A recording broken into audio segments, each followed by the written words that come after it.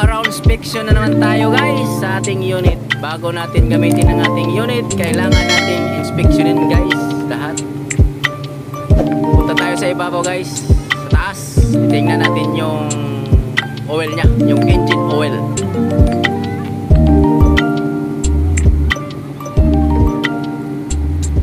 Bago nyo gamitin yung mga unit nyo guys, kailangan talaga araw-araw nyo check upin yan. Before and after guys, dapat nyo check upin para walang walang aberya. Yan, titingnan natin yung engine oil nya, kung goods pa ba. Goods pa ang oil engine nya. Check up nyo yung yung oil din nya. Importante yan. Tsaka tubig. Tingnan natin mamaya yung tubig. Baka may nakahalo na yan, titingnan natin. Baka may nakahalo na oil. Kasi isang beses nahaluan ako ng oil. Yan, okay. Yung level nya, okay. Yung pure na coolant nilagay namin dyan guys, galing Japan. Silipin nyo rin yung ilalim, gaya ng pambelt. Titingnan nyo, baka may lamat na. Titingnan, silip-silip lang tayo guys. Ayan, okay. Silipin yung maigi para malaman natin kung mayroong sarado natin guys. Punta tayo sa swing motor. May gauge oil doon, titingnan din natin.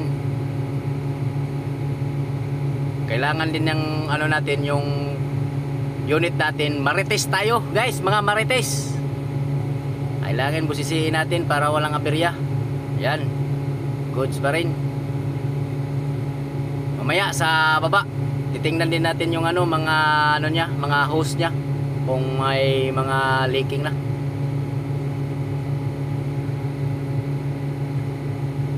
Baba tayo guys.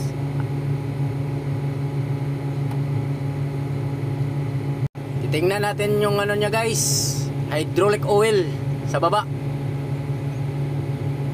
Oil 68 para sa mga bulbo. Yan, buksan natin. Tingnan natin yung level nya kung okay ba. Ayan, goods. Titingnan nyo rin yung guys, yung separator nya sa crudo, kung may marumi na ba o hindi. Yan, lagi nyong tinitingnan yan. Tapos lagi nyong dinidrinan yan kung marumi na.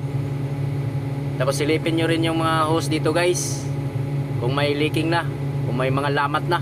Tingnan nyo rin yung yung dito sa blade nya. Tingnan nyo yung yung blade na to guys, bago ko pa lang to nalagyan ng grasa. Dito tayo sa kabila guys. Ito, buksan natin to. Yan, titingnan nyo. Walk around inspection tayo guys. Yung mga hose. Ito yung air filter nya. Dapat lagi nyong nilinisan to para smooth yung walang mga barado. Yan, tingin-tingin lang tayo guys. Kaya nga walk around inspection eh.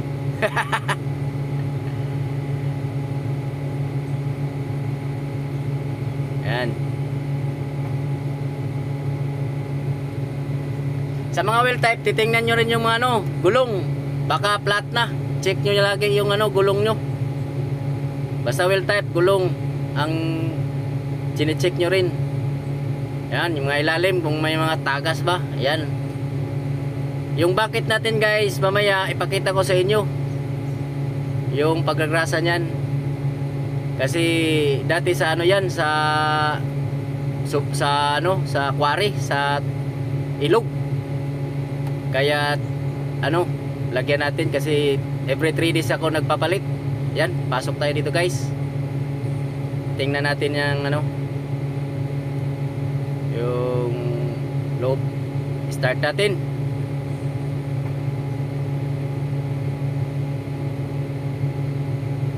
Ayun, start na guys. Mamaya guys, tayo magrasa. Kasi every 3 days ako naggagrasa ng bucket ko kasi nasa quarry ako, laging nababasa, laging natutunaw yung grasa sa bucket ko. Pero yung sa ilalim, Yung sa ibabaw na hindi nababasa every ano ako guys magrasa every 1 week ako magragrasa.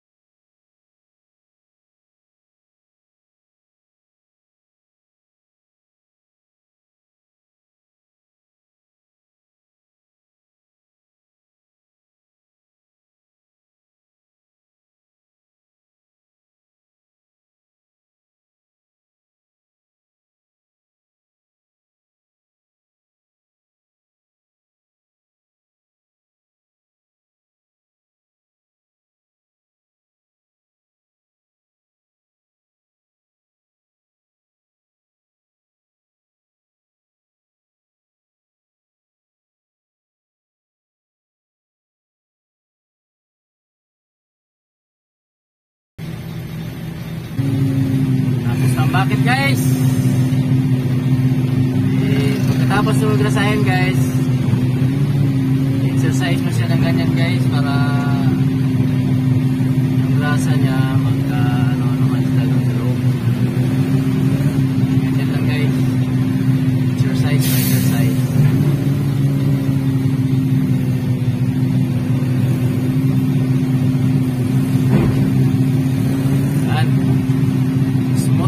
Guys, smooth na. Dito na naman sa likod, pero okay pa yung sa likod guys kasi nung parang araw pa nilagyan ko ng grasa yan. Tayo.